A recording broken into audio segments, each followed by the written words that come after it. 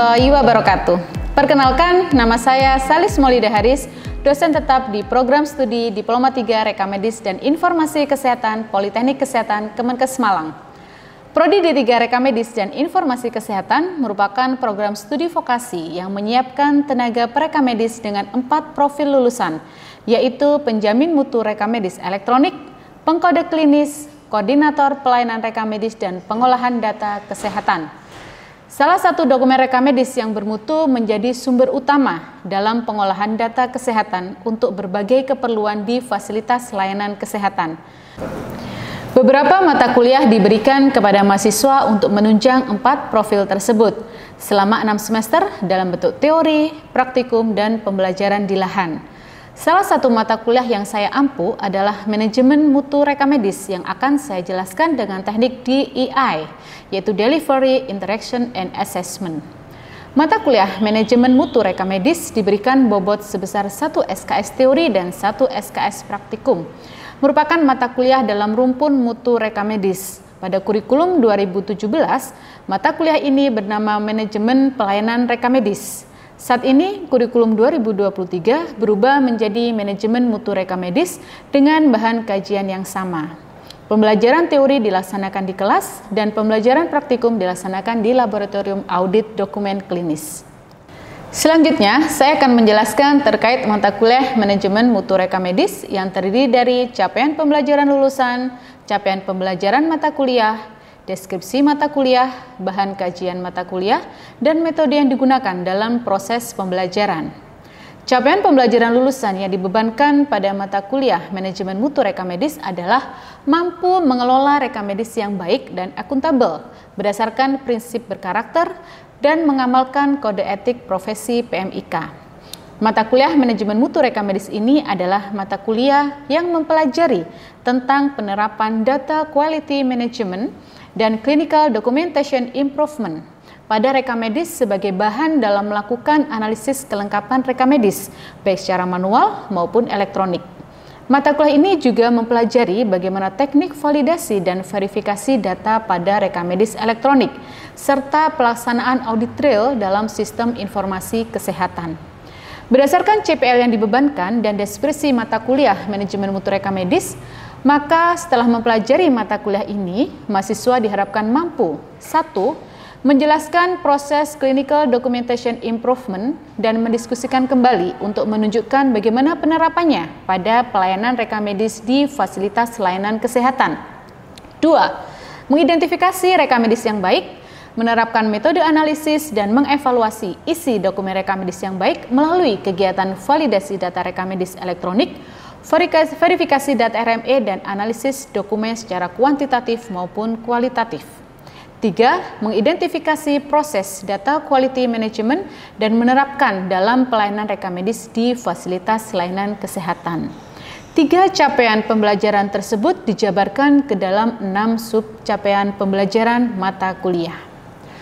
Berdasarkan capaian pembelajaran mata kuliah yang ditentukan, terdapat 6 bahan kajian atau materi pokok yang diberikan selama 14 pertemuan, yaitu 1. Principle Clinical Documentation Improvement. Yang kedua, teknik validasi dan verifikasi data RME. 3. Analisis kelengkapan rekamedis baik manual maupun elektronik. 4. Penyajian dan interpretasi hasil analisis kuantitatif dan kualitatif. 5. Audit trail dalam sistem informasi kesehatan, dan 6. Data quality management. Setelah mengetahui gambaran mata kuliah Manajemen Mutu Rekamedis, selanjutnya saya akan menjelaskan bagaimana teknik pembelajaran dengan DIA. Yang pertama, delivery. Kurikulum OBE yang disusun menjadikan keleluasaan dosen dalam mengelola pembelajaran. Pemanfaatan ruang belajar menjadi salah satu alternatif dalam metode pembelajaran, di mana di sini pemanfaatan ruang belajar kuadran kelas. Yang pertama yaitu asinkronus dengan melalui LMS dan CBT Polkesma. Kedua yaitu sinkronus dengan tatap muka secara langsung di kelas atau di ruang diskusi, dan tatap maya melalui Zoom Meeting atau Google Meeting. Ini menjadi media untuk mengelola pembelajaran agar mahasiswa tetap tertarik dan fokus belajar dengan caranya sendiri. di mana mahasiswa diberikan kebebasan untuk mempelajari materi terlebih dahulu dan mengeksplor sumber lain yang relevan sebagai bahan diskusi saat pembelajaran tatap muka. Variasi yang saya lakukan untuk membuat pembelajaran menjadi menyenangkan diantaranya melakukan kombinasi metode student-centered learning melalui metode case study, collaborative learning, dan small group discussion. Pemanfaatan teknologi saat ini juga memungkinkan saya untuk melakukan pembelajaran secara blended learning atau hybrid learning. Dalam setiap tatap muka, sebelum perkuliahan dimulai, saya sudah memberikan materi, baik dalam bentuk PowerPoint, PDF, ataupun video pembelajaran.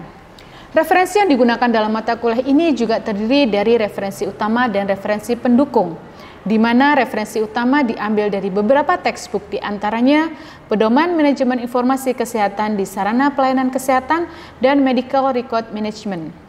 Sedangkan referensi pendukung dari materi yang saya berikan merupakan hasil integrasi penelitian dan pengabdian masyarakat, baik yang saya lakukan sendiri maupun kolaborasi dengan mahasiswa dan rekan dosen. Untuk waktu belajar, kegiatan sinkronus dilakukan dengan pembelajaran teori selama 50 menit 1 SKS dengan menjelaskan dan mendiskusikan materi secara tatap muka langsung terjadwal di dalam kelas. Pembelajaran praktikum selama 1 kali 170 menit yaitu 1 SKS terdiri dari kegiatan praktikum laboratorium. Kedua, yang akan saya jelaskan terkait adalah interaction. Bagaimana proses interaksi dalam pembelajaran yang saya lakukan, baik interaksi dosen dengan mahasiswa maupun interaksi antar mahasiswa. Kuadran kelas yang saya manfaatkan baik secara asinkronus maupun sinkronus, di mana mahasiswa mempelajari secara mandiri melalui ruang belajar R3, selanjutnya secara aktif akan dilakukan diskusi melalui ruang belajar R1 tatap maya di kelas. Desain pembelajaran yang saya lakukan ini semua tertulis secara jelas pada Google Classroom yang dikelola di Prodi D3 Rekamedis dan Informasi Kesehatan. Pada kegiatan pembelajaran dengan metode small group discussion dan case study, mahasiswa secara berkelompok melakukan diskusi untuk menyelesaikan kasus yang telah diberikan. Selanjutnya, secara aktif mahasiswa saling berinteraksi untuk memberikan tanya jawab dan komentar hasil diskusi yang sudah dilakukan. Dalam mata kuliah Manajemen Mutu Rekamedis, kasus paling banyak berasal dari dokumen rekamedis, di mana mahasiswa melakukan identifikasi terhadap dokumen rekamedis sehingga dapat menentukan mutu rekamedis tersebut. Ketiga, teknik pembelajaran yang terakhir adalah assessment. Untuk penilaian pada mata kuliah Manajemen Mutu Rekamedis dilakukan secara OBE, yaitu terhadap setiap sub CPMK yang ada. Bentuk penilaian yang dilakukan yang pertama yaitu tes formatif, berupa penugasan dalam non-tes, misal pembuatan makalah, penyusunan mind map, pembuatan ringkasan materi, atau mencari artikel untuk dianalisis oleh mahasiswa. Yang kedua, tes sumatif, merupakan ujian tengah semester dan ujian akhir semester untuk teori sebagai penilaian hasil belajar ketercapaian pemahaman. Kemudian ada juga ujian akhir semester praktek sebagai penilaian hasil belajar ketercapaian keterampilan kognitif, afektif, dan psikomotor sesuai dengan sub CPMK yang ada di masing-masing mata kuliah.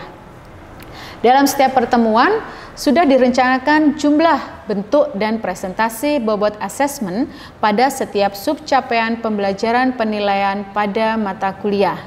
Selanjutnya akan saya sampaikan cuplikan kegiatan pembelajaran teori dan praktikum pada mata kuliah Manajemen Mutu Rekamedis. Oke, selamat siang semuanya. Assalamualaikum warahmatullahi wabarakatuh. Waalaikumsalam warahmatullahi wabarakatuh. Gimana kabarnya siang ini? Alhamdulillah sehat. Oke, siang ini kita bertemu kembali untuk melanjutkan mata kuliah Manajemen Mutu Rekamedis ya. Alhamdulillah sudah pada makan siang semua belum? Sudah, oke. Ya, jadi harus tetap semangat karena sudah makan siang, sudah sholat, meskipun jam-jam siang tetap harus fokus, tetap semangat.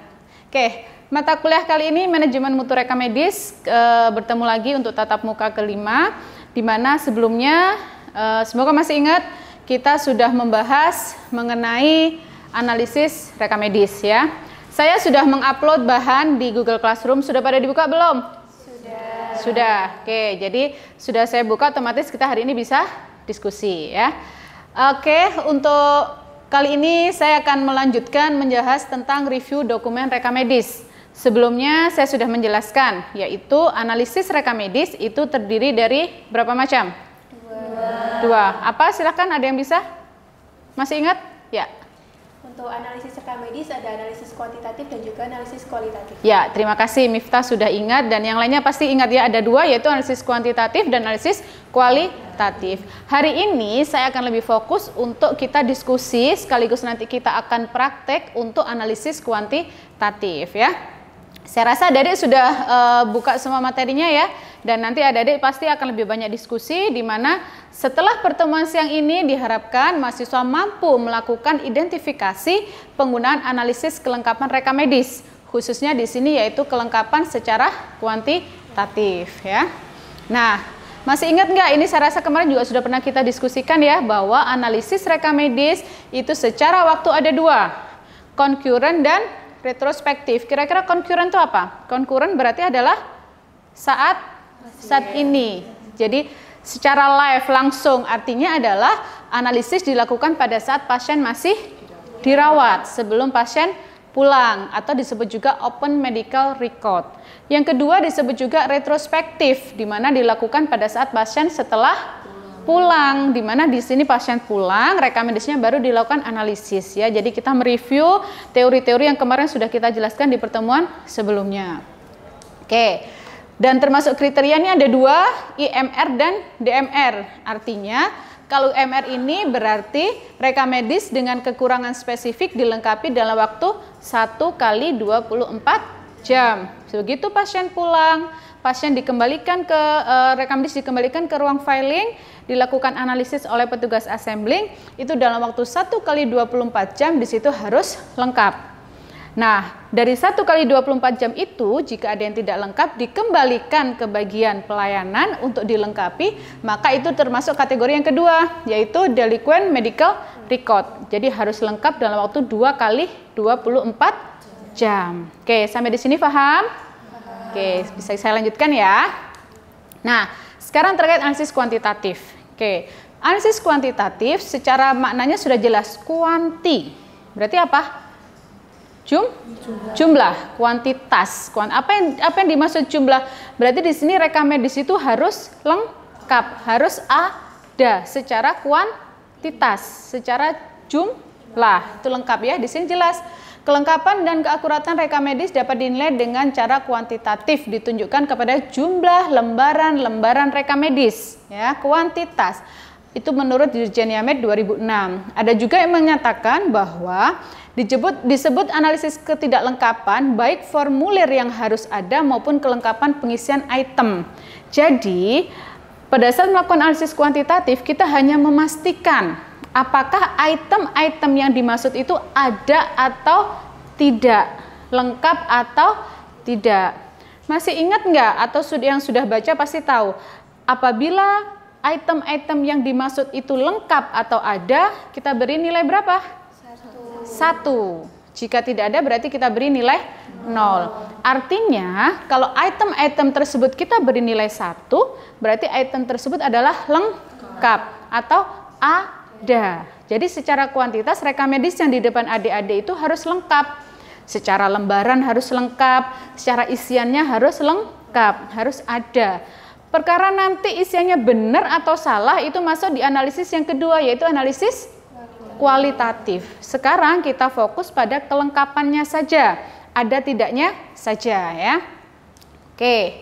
Nah, ada 4 fokus atau 4 komponen dalam melakukan analisis kuantitatif. Ada yang bisa menjelaskan? Salah satu, silahkan. Dari 4 komponen tersebut, apa kira-kira satu komponen saja? Silahkan dijelaskan. Ada di bahan materi yang saya upload juga di Google Classroom. Silahkan salah satu bisa? Ya, silahkan. Saudara Miftah lagi. Boleh. Dari 4 komponen, kira-kira apa yang bisa Miftah jelaskan? Di komponen identitas pasien itu, Bu. Ya, identitas berarti review, identifikasi pasien. Apa maksudnya? Dalam rekam medis itu dicat lengkapan secara identitas pasien, ya, termasuk nomor rekam medis, kemudian nama pasiennya, tanggal lahir, umur, dan juga jenis kelamin dari pasien. Oke, jadi di situ yang dimaksud adalah identifikasi pasien, di mana di rekam medis yang adik-adik pegang atau nanti yang kita analisis itu harus lengkap, harus ada identitasnya. Tadi disebutkan apa saja? Harus ada Nomor rekam medis, harus ada apa lagi? Nama pasien, harus ada apa lagi? Tanggal lahir. Kemudian? Umur. Oke, jika ada salah satu form saja yang tidak ada umurnya, di situ ada identitas pasien ya, tapi tidak ada umurnya, kita beri nilai berapa? 0. Oke, sudah paham untuk identitas? Oke, satu lagi di antara 4, ada yang bisa menjelaskan? Di antara 4 komponen ada identifikasi, ada laporan penting, ada autentikasi, dan ada pencatatan. Ada yang bisa menjelaskan salah satu? Silahkan. Oke. Apa lagi? Ya, Giza mungkin? Ya, silakan Giza. Ya, silakan Giza. Apa di antara 4 tadi sudah 1 identifikasi? Giza mau menjelaskan apa? Laporan penting. Ya, laporan penting. Apa itu? Di bagian laporan penting ini berisi tentang kajian awal, catatan perkembangan pasien, diagnosa, tindakan, dan ringkasan pulang. Oke, terima kasih Giza. Artinya apa? Bahwa di rekam medis itu harus tersedia yang dimaksud dengan laporan penting tadi. Di antaranya tadi misalnya yang sering tidak ada apa? Diagnosis, tindakan. Apabila di rekam medis itu ada bagian form-form yang tidak ada diagnosisnya, berarti gimana? Dinilai 0. Dinilai 0. Meskipun yang lainnya ada, atau di pas lembaran tersebut tidak ada, berarti nilainya? Tetap 0. Tetap 0. Oke, terima kasih Giza atas penjelasannya. Yang lain bisa difahami ya? Sudah disebutkan 2, masih ada 2 lagi. Yang pertama yaitu autentikasi. Data pemberi pelayanan harus terisi. Artinya, di setiap lembaran-lembaran rekam medis itu, kan banyak itu form-formnya, itu harus ada autentikasi, harus ada tanda tangan dokter, harus ada nama dokter, harus ada apa lagi? Waktu. Minimal ada 3 itu ya. Harus ada tanda tangan dokter, harus ada nama dokter, harus ada waktu. Apabila di salah satu rekam medis ada tulisan nama dokter, tanda tangannya dokter X, tapi tidak dibubuhi tanda tangan, berarti nilainya 0. Artinya tidak ada autentikasinya. Atau sebaliknya, ada tanda tangannya tapi tidak ada namanya, berarti nilainya 0. Termasuk ini dokter penanggung jawab, dokter yang memeriksa. Setiap lembaran jika ada isiannya nama, tanda tangan, maka harus diisi nama dan tanda tangan. Oke ya. Dan yang terakhir adalah pencatatan. Ini juga yang paling penting. Di dalam pencatatan yang kita lihat adalah kelengkapan pencatatan dan aturan pengisian. Di sini aturannya adalah tidak ada coretan, tidak ada tip X, tidak terbaca atau terisi. Artinya di setiap isian rekam medis form-formnya itu harus terisi semua. Apabila ada yang tidak diisi, artinya tidak diisi adalah tidak dilakukan pemeriksaan kepada pasien. Apakah dibiarkan kosong? Tidak, harus diapakan? Diberi apa biasanya? Oke, bisa diberi strip atau diberi tanda silang. Kalau dibiarkan kosong berarti dia masuk komponen pencatatan, berarti nilainya 0. Kalau misalnya di rekam medis itu ada coretan, boleh nggak ada coretan di rekam medis? Boleh atau tidak? Boleh atau tidak? Oke, boleh, harus ada paraf. Jika tidak ada paraf dicoret set gitu nilainya berapa? 0 ya. Kalau ada coretan tapi diberi paraf nilainya 1, artinya lengkap, artinya ada, boleh ya. Termasuk penggunaan tip X. Kalau ada tip X sedikit saja, boleh nggak? Tidak boleh ada penggunaan tip X sama sekali. Ada tip X tapi ada parafnya, boleh nggak? Tidak boleh. Tidak boleh. Jadi penggunaan tip X tidak diperbolehkan kondisi apapun. Itu masuk review pencatatan. Jadi kalau ada rekam medis yang ada tip X-nya, berarti nilainya 0 ya. Kalau ada coretan, ada paraf, nilainya 1. Bisa paham sampai di sini? 4 komponen inilah yang dimaksud dengan analisis kuantitatif. Jadi nanti adik-adik pada saat melakukan review rekam medis sudah ada instrumen terhadap 4 komponen ini. Jadi rekam medis dilakukan analisis kuantitatif terhadap 4 komponen ini, gitu ya. Setelah ini akan kita praktekkan. Di depan adik-adik sudah ada masing-masing dokumen rekam medis, bisa dibuka. Nah, silahkan diamati. Di situ juga sudah disiapkan formnya. Di setiap formnya sudah ada 4 komponen yang dimaksud yang sudah kita bahas tadi. Oke, silakan adik-adik menuliskan dulu nomor rekam medisnya berapa, kemudian adik-adik isi di setiap komponen. Apabila ada yang bermasalah, tidak ada tanda tangannya, tidak ada parafnya atau ada coretannya, berarti silahkan dinilai angka 1 atau angka 0. Oke, silahkan diskusi di masing-masing kelompoknya ya. Silahkan diskusikan kira-kira bagaimana ini hasilnya. Ya, dilihat baik-baik, dibuka rekam medisnya. Ada nggak yang sekiranya tidak ada tanda tangannya? Dibuka setiap lembar yang ada. Dicek satu-satu tiap lembar. Ini hanya satu rekam medis loh ya. Nanti kalau adik-adik di rumah sakit, adik-adik praktek, satu hari harus bisa lebih dari 50. Sama, perlakuannya sama ya. Dicek masing-masing setiap komponen. Satu komponen dicek dulu, identifikasi. Nah, kenapa itu? Tidak ada apanya? Ada umurnya ada. Berarti nilainya berapa? 1. Oke, apa lagi? Jenis kelaminnya ada nggak? Ada, berarti nilainya 1. Nah, seperti ini. Ini sudah ada kan tulisannya, tapi tidak ada tanda tangan, tidak ada namanya. Berarti berapa kalau kayak gini? 0. Nah, udah tahu kan bedanya 0 sama 1. Nah, seperti ini. Ini kan ada isiannya, tapi kalau dibiarkan begini boleh nggak? Harus diapakan? Di strip atau di shred? Oke, ya, bagus. Gimana? Bisa? Kenapa itu kok 0? Karena ada satu halaman yang kosong. Satu halaman yang kosong, berarti tidak. Oke, berarti tidak ada komponen semua. Oke. Gimana di sini? Itu kenapa kok 0 namanya? Soalnya tidak ada itu, tidak tertera nama pasien. Oke, tidak tertera nama pasiennya. Ada di setiap halaman atau di halaman tertentu? Di setiap halaman. Di setiap halaman tidak ada. Oke, berarti nilainya 0. Ya. Oke ya, tadi saya rasa sudah pada diskusi semuanya, sama saling diskusi dengan temannya. Nah, sekarang saya minta ada 2 mahasiswa yang bisa menjelaskan, bisa menyampaikan hasil isiannya. Oke, siapa salah satu yang pertama dulu? Saya. Silakan Alia, gimana? Jadi sebelumnya izin memperkenalkan diri, nama saya Alia Brilianti. Iya, oke. Alia, silakan yang lainnya bisa disimak ya. Izin menjawab untuk hasil dari analisis kuantitatif rekam medis dengan nomor rekam medis 990111. Ya. Di sini hasil identifikasinya yang pertama terkait identifikasi pasien. Ya. Ini ada 5 item. Dan di sini hanya 2 item yang lengkap. Hanya 2 item yang lengkap. Berarti yang lengkap tadi dikasih nilai? Yang lengkap dikasih nilai 1. 1. Oke, berarti yang 3 nilainya 0. Kenapa? Di sini yang tidak lengkap nama, tanggal lahir, dan jenis kelamin. Ya. Di sini saya lihat di rekam medisnya memang tidak tertera nama. Ya, pasien. ini kosong ya. Mungkin yang temannya di sini bisa lihat ya, kenapa ini nilainya 0? Karena tidak ada datanya, tidak ada isiannya nama, tidak ada isiannya tanggal lahir. Oke, terus? Untuk di laporan penting. Laporan penting. Ini lengkap semua, Ibu. Oke, lengkap semua berarti 5 item nilainya 1. Oke, terus pintar. Ya, lanjut. Untuk di autentikasi. Autentikasi. 0 semua, Ibu. 0 semua, berarti tidak ada? Tidak ada tanda tangan dokter sama nama dokternya. Oke, tidak ada tanda tangan dan nama dokternya. Berarti nilainya 0. Yang terakhir?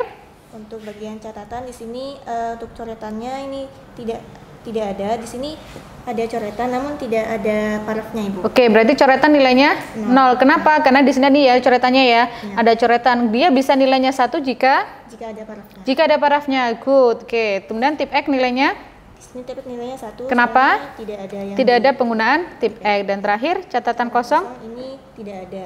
0 ya. Artinya ada bagian yang masih kosong. Oke, Alia sudah paham ya untuk satu rekam medis saja ya.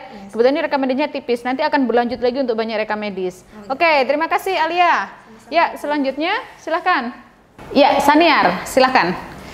Gimana Saniar? Sebelumnya izin memperkenalkan diri, saya Saniar Ikran. Di sini saya menganalisis terkait dokumen rekam medis nomor 016165. Ya, oke, betul. Pada analisis kuantitatif rekam medis tersebut pada komponen identifikasi pasien di sini tidak tertera, tidak ada yang lengkap dan tidak terisi pada dokumennya dan beri nilai 0. Ini berarti nilainya semuanya 0 ya?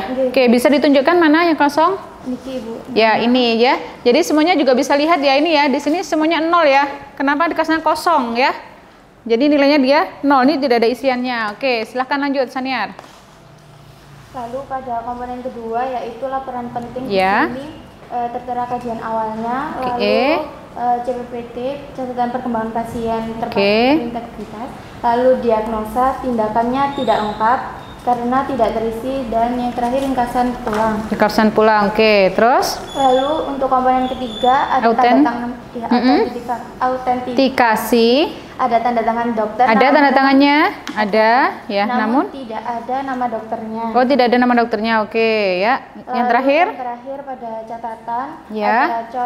Tidak ada coretan. Berarti nilainya? Nilainya 1. 1. Lalu yang kedua tidak ada tip X. Nilainya 1. Oke. Dan ada catatan kosong, jadi nilainya 0. Ada catatan ke mana catatan kosongnya? Ini termasuk catatan kosong. Oke, ini bisa nilainya 1 jika diisi. Diisinya seperti apa? Terkait nama suami. Misalnya di sini di kosong, bisa dia dinilai 1 jika diberi apa tadi? Strap atau silang. Artinya di sini berarti memang tidak ada bagian yang kosong. Oke, terima kasih Sania dan terima kasih Alia. Baik, saya rasa semua sudah melaksanakan praktek masing-masing ya. Sudah tahu, sudah punya pengalaman bagaimana melakukan analisis kuantitatif meskipun hanya satu rekam medis. Nanti setiap komponen harus dianalisis satu-satu. Nanti adik-adik bisa lagi mempraktekkan minggu depan, karena minggu depan kita masih membahas melanjutkan hal ini. Oke, sebelum kita akhiri, saya minta silahkan ada salah satu yang bisa mereview apa tadi hari ini yang sudah kita bahas. Silahkan. Siapa? Saya Ibu. Ya, silahkan Nusaibah. Baik Ibu, untuk menjelaskan analisis kuantitatif ini terdapat 4 item. Oke. Yang pertama itu identifikasi pasien. Ya, betul. Lalu ada laporan penting. Ya. Autentikasi. Oke. Lalu yang terakhir ada catatan. Catatan. Lalu jika di salah satu item ini ada yang tidak lengkap, itu nanti akan diberi nilai 0. Karena itu dijelaskan ternyata itu datanya itemnya tidak lengkap. Lalu jika lengkap itu diberi nomor 1. Ya, terima kasih Nusaibah. Jadi kita sudah membahas bahwa rekam medis itu salah satunya ditentukan dengan analisis kuantitatif. Jika mana ada bagian yang tidak lengkap saja, maka itu berarti harus dilengkapi nantinya ya. Yang tadi disebutkan ada IMR, ada DMR tadi ya. Makanya kenapa rekam medis harus lengkap. Oke, dan itu adalah tugasnya seorang perekam medis untuk memutuskan, untuk melakukan analisis apakah rekam medis ini bermutu atau tidak. Oke adik-adik, saya rasa waktunya juga udah mau habis. Jadi pertemuan selanjutnya kita akan masih melanjutkan, di mana nanti adik-adik sudah belajar sendiri. Untuk pertemuan selanjutnya nanti di mana tahapannya selanjutnya. Setelah hari ini kita melakukan analisis identifikasi masing-masing ya, memberikan skor 1 dan 0 atau 1 dan 0. Selanjutnya nanti kita akan melakukan perhitungan ya. Jadi nanti minggu depan adik-adik akan melanjutkan praktek yang hari ini. Silakan nanti di skor dilakukan perhitungan sehingga ujungnya outputnya adalah tahu berapa skor kelengkapan rekam medis. Ya, nanti silakan dipelajari lagi di materi yang sudah saya sampaikan. Oke, saya rasa itu untuk pertemuan hari ini. Terima kasih banyak atas atensinya, terima kasih banyak atas kerjasamanya, semoga bermanfaat dan semoga adik-adik bisa menambah keterampilan dan manfaat dari pertemuan hari ini. Jika ada yang kurang jelas, jika ada yang masih mau ditanyakan, bisa langsung menghubungi saya. Oke, atau adik-adik mau, Bu, saya mau mencoba lagi untuk analisis kuantitatif, silahkan adik-adik bisa menghubungi PLP kita, bisa datang ke lab untuk melanjutkan analisis. Paham ya? Tetap semangat semuanya, sampai ketemu minggu depan. Saya akhiri, selamat siang. Assalamualaikum warahmatullahi wabarakatuh. Waalaikumsalam warahmatullahi wabarakatuh. Terima kasih. Oke, sama-sama. Demikian pemaparan saya terkait mata kuliah Manajemen Mutu Rekam Medis. Semoga bermanfaat dan terima kasih. Saya akhiri, wassalamualaikum warahmatullahi wabarakatuh.